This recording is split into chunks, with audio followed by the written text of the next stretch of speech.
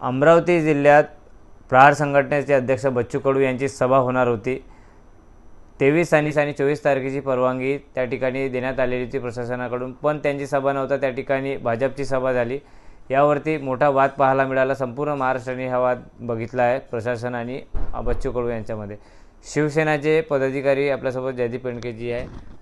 काय सांगणार संपूर्ण आपण हे प्रकरण बघितलेलं आहे। आता कसं झालेलं आहे की राज्य कोणाचं हेच कळत नाही आहे।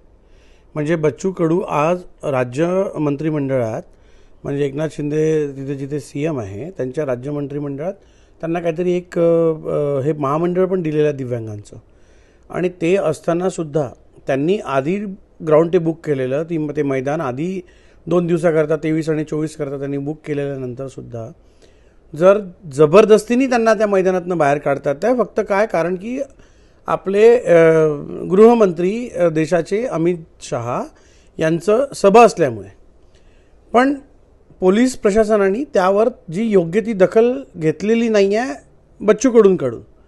पण बच्चू कडूंनी पण एक साधं म्हणजे त्यांनी अभ्यास करायला हवा की तुम्ही आज राज्य महामंडळ म्हणजे मंत्रिमंडळात महामंडळावर एका मोठ्या पदावर हा दिव्यांगाचं मंडळ तुम्हाला मिळालेलं आहे, मग अशा ठिकाणी त्या मंडळाला लात मारा आणि बाहेर वा सत्तेच्या। म्हणजे त्यांना सत्ताही हवी आहे, त्यांना हे ड्रामे पण करायचे करा, तर मग नीट करा ना। एका बापाचे बनून राहा ना तुम्ही। 10 ठिकाणी हाई बाप माझा तोही बाप माझा असं म्हणून नाही चालणार। आणि पोलीस प्रशासन तिथले सीपी किंवा तिथले जे काही पदाधिकारी आहेत अधिकारी आहेत तिथले, त्या अधिकाऱ्यांनी सुद्धा देशाचे गृहमंत्री झाले म्हणून काय त्यांचे पाय चाटायचे का?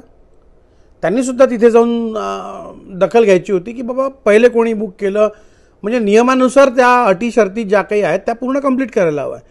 आता देशाचे गृहमंत्री झाले म्हणून त्याला पहिले प्रिफरन्स देईल असं नाही राहत। हे आता आचारसंहिता लागून नाही आहे 4 जूनपर्यंत, जोपर्यंत ही पूर्ण आपली प्रक्रिया पूर्ण होत नाही आहे तोपर्यंत रिझल्ट येतपर्यंत कुठल्याच प्रकारचं या लोकांचं बंधन नाही आहे। आचारसंहिता सध्या नाही आहे। आचारसंहितेचं उल्लंघन हे लोक करून राहिले हे चुनाव आयोगाला दिसत नाही आहे का? म्हणजे आचारसंहितेचं तुम्ही शिस्तीचं पालन करत नाही आहे। तुम्ही तुमच्या आजही गृहमंत्री आहे किंवा तुम्ही आज शासनात आहे असं तिथे सिद्ध करून आचारसंहितेचं भंग करताय, याच्यावर कोण जबाबदार आहे? कोण याची जबाबदारी घेणार आहे? समजा काल तिथे बच्चू कडू असताना कायदा सुव्यवस्थेचा प्रश्न झाला असता निर्माण, मग याचं कोणी घेतली ती दखल? मग परत तेच की यांनी केली, यशोमती मॅडमनी केली, यांनी केली, मग परत तेच। ती नवनीत राणा आता 100% हारताय। उद्या रिझल्ट आहे, मी आज रिझल्ट सांगतोय।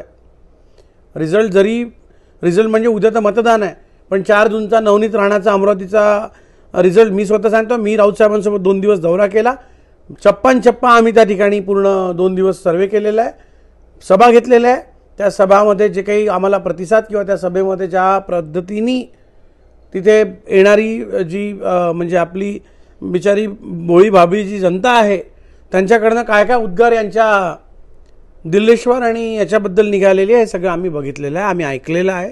त्यामुळे नवनीत राणा ही सीट 100% हारत आहे।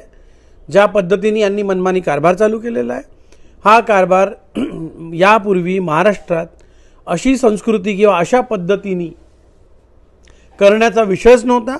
फक्त हे आता बीजेपी ती बाई कशाला आली का बरं, तिने त्या म्हणजे या पद्धतीने 1000 रुपये देऊन त्या हनुमान जयंतीला तिचं आलेलं आहे की 1000 रुपये पर पर्सन देऊन आम्ही तुम्हाला बोलवून घेतो आणि तुम्हाला ते हे करतो म्हणून।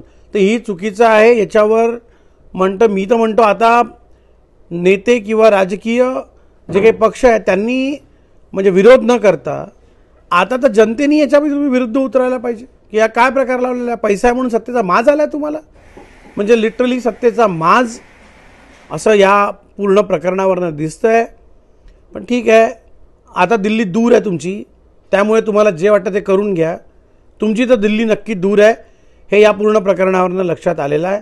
आणि बच्चू कडूंनी पण एवढा जर म्हणजे स्वाभिमान असेल ना त्यांचा, तर त्यांनी लात मारायला पाहिजे अशा महामंडळाला आणि अशा सरकारला, आणि त्वरित बाजूला होऊन घोषणा करायला पाहिजे त्यांनी।